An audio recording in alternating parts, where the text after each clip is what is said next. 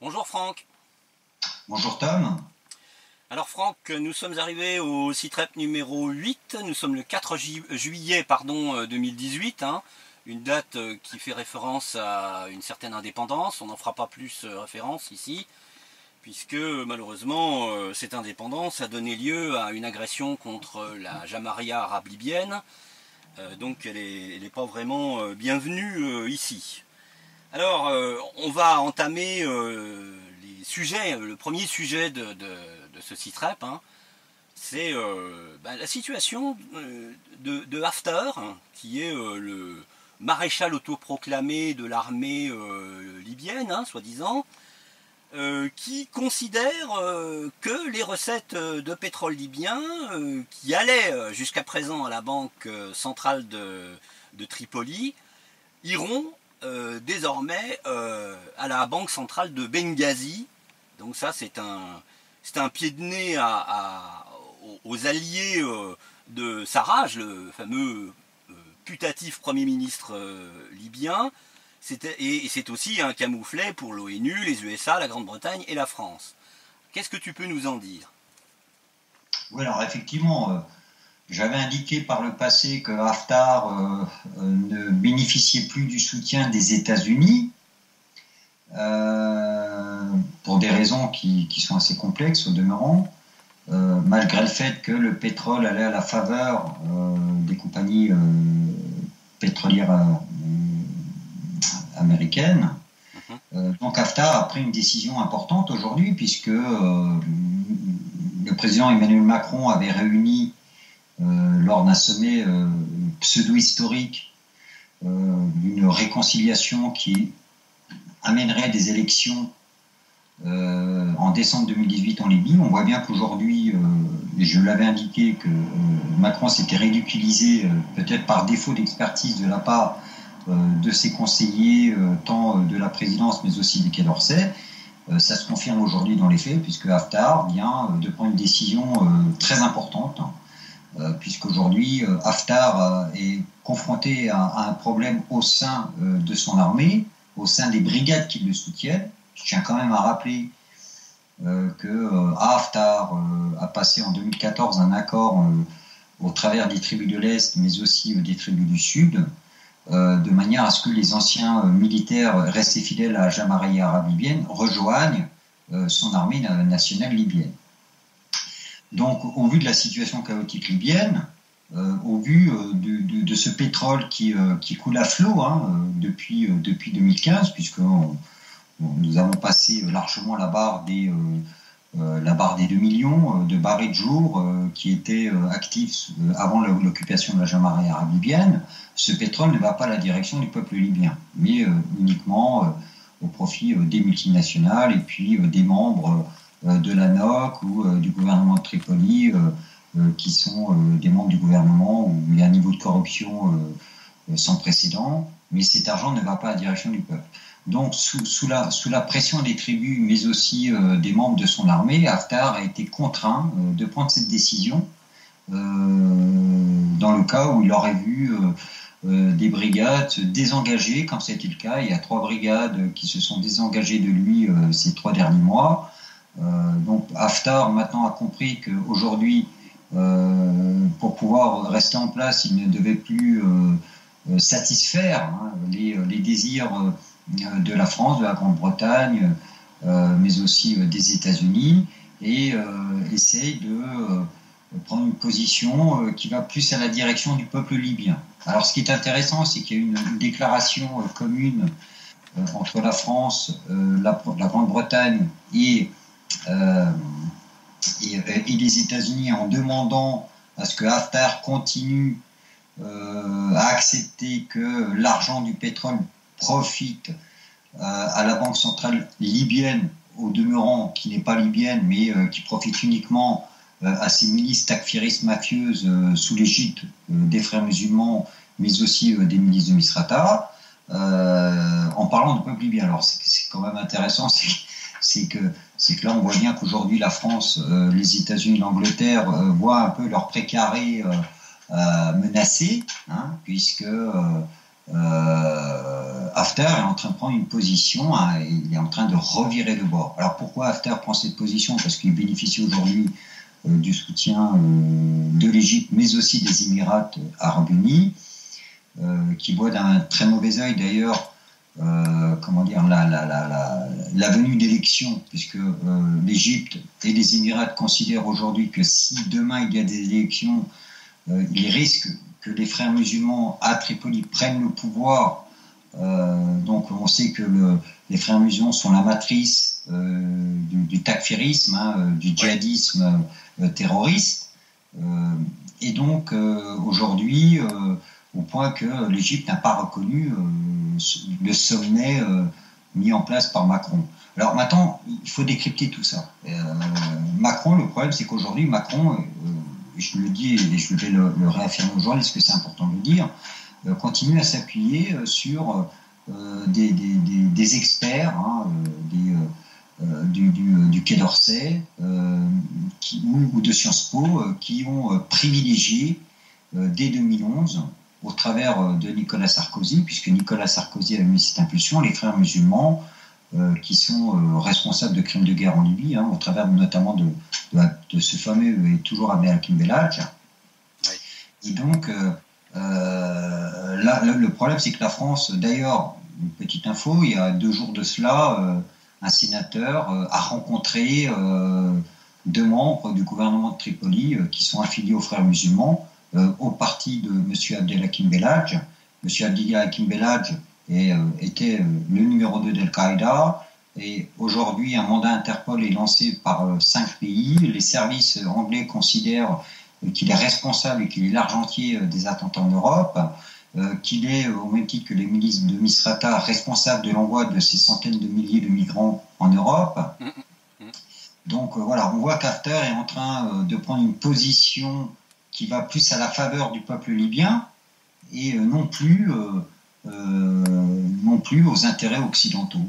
Voilà, donc la France, les États-Unis, l'Angleterre ont le culot, je dis bien, de demander à Haftar de faire en sorte que l'argent du pétrole aille à la Banque centrale libyenne.